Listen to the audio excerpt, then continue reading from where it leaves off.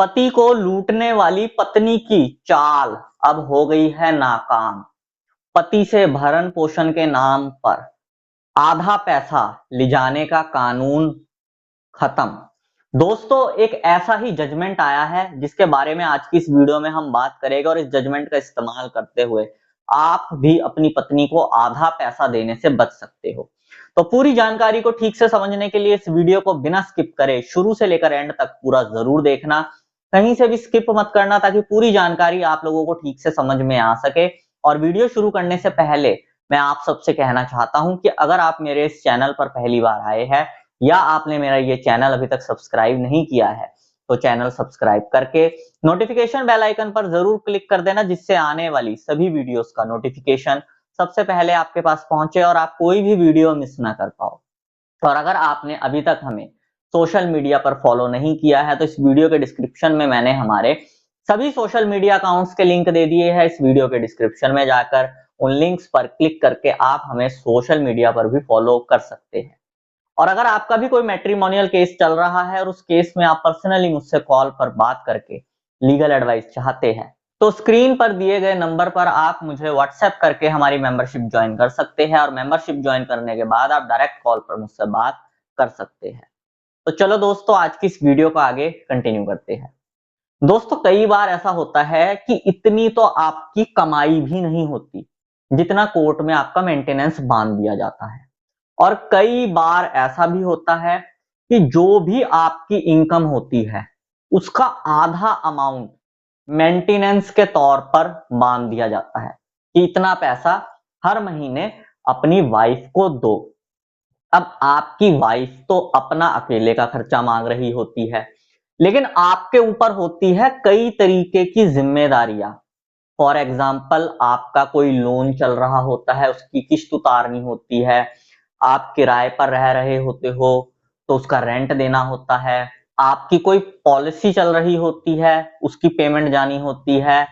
आपके बुजुर्ग माता पिता होते हैं, उनकी देखभाल और उनके मेडिकल ट्रीटमेंट्स वगैरह की जिम्मेदारी आपके ऊपर होती है, वो खर्चा आपके ऊपर होता है। लेकिन पत्नी सिर्फ अपने अकेले के लिए बहुत मोटा अमाउंट आपसे मेंटेनेंस के तौर पर मांगती है और कई बार अदालतें दिलवा भी देती है। ऐसे में जब अच्छा खासा मोटा अमाउंट आपकी इनकम में से कट होके चला जाए तो आप अपनी उन रिस्पॉन्सिबिलिटीज को ठीक से नहीं उठा पाते हो जो आपके सिर पर पड़ी हुई होती है। तो इसी चीज के ऊपर एक ऐसा जजमेंट आया है जिसमें ये चीज बिल्कुल क्लियर कही है अदालत ने कि पति की कमाई का आधा पैसा पत्नी को मेंटेनेंस के तौर पर नहीं मिलेगा। सबसे पहले मैं आप लोगों को बताता हूं कि इस केस में क्या हुआ था। इस केस में महिला ने अपने पति के ऊपर मेंटेनेंस का केस दर्ज करवाया जिसमें उसने उसकी इनकम 1.5 लाख रुपए महीना बता दी, जबकि पति की इतनी इनकम थी ही नहीं। पति की एक दुकान थी, वो बिजनेस करता था। उसके बाद उसने कोर्ट में अपनी आईटीआर वगैरह फाइल करी और अपनी रियल इनकम बताई। उसकी आईटीआर अच्छी खासी भरी हुई थी। कोर्ट में लड़के ने ये चीज बताई कि जज साहब, पहले मेरा बिजनेस बहुत अच्छा था, लेकिन जब से मेरे ऊपर ये केसेस वगैरह हुए हैं या मेरा जब से फैमिली डिस्प्यूट चालू हुआ है तब से मेरा बिजनेस कुछ ठीक नहीं चल रहा है, जिस वजह से अब मेरी इतनी इनकम नहीं है। लेकिन सामने वाली पार्टी के वकील ने दलील दी कि नहीं जी, इसकी आईटीआर देखो, सब कुछ सही है, ये बेवकूफ बना रहा है, ये मेंटेनेंस से बचने के लिए ऐसा बोल रहा है।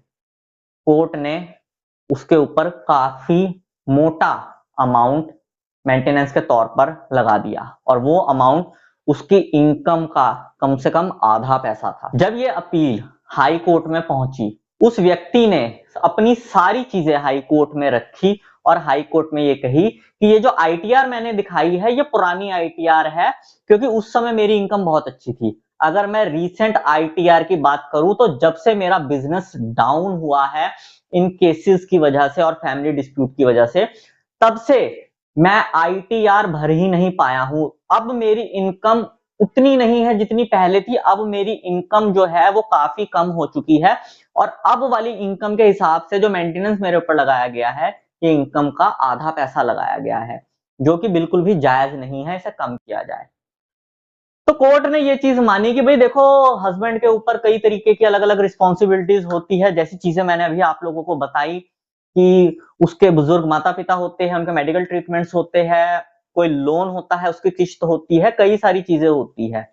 और ऐसे में जब उसकी इनकम का आधा पैसा वाइफ ले जाए, जहां पर वाइफ अपना अकेले का ही खर्चा मांग रही हो, तो ये बहुत बड़ा बोझ हस्बैंड के ऊपर आ जाता है कि वो उन रिस्पॉन्सिबिलिटीज को कैसे निभाए जो उसके ऊपर ऑलरेडी डली हुई है। और यही सब चीजें देखते हुए हाई कोर्ट ने कहा कि पत्नी को अपने पति की इनकम का आधा पैसा नहीं मिलेगा, आधे से भी आधा यानी कि 25% सिर्फ मेंटेनेंस पत्नी को लगेगा। तो दोस्तों, अगर आपके साथ भी कुछ ऐसा हुआ है, मेंटेनेंस बहुत ज्यादा लग चुका है, तो इस जजमेंट का आप भी इस्तेमाल कर सकते हो। इस जजमेंट के इस्तेमाल से आपका मेंटेनेंस भी 25% बच सकता है। वो जो आधा पैसा आपकी वाइफ ले जाती थी, वो चीज आपके साथ नहीं होगी। दोस्तों, अगर आपको इस जजमेंट की पीडीएफ कॉपी चाहिए तो वीडियो की स्टार्टिंग में जो व्हाट्सएप नंबर मैंने आप लोगों को दिया था, उस नंबर पर आप मुझे व्हाट्सएप करके इस जजमेंट का शुल्क देकर इस जजमेंट की पीडीएफ कॉपी मुझसे ले सकते हो। बाकी दोस्तों, अगर आप लोग भी फालतू के मेंटेनेंस से परेशान हो, तो इस वीडियो के कमेंट बॉक्स में जरूर लिखना, मेंटेनेंस बंद करो। बस यही जानकारी दोस्तों आज की इस वीडियो में मैं आप लोगों को देना चाहता था।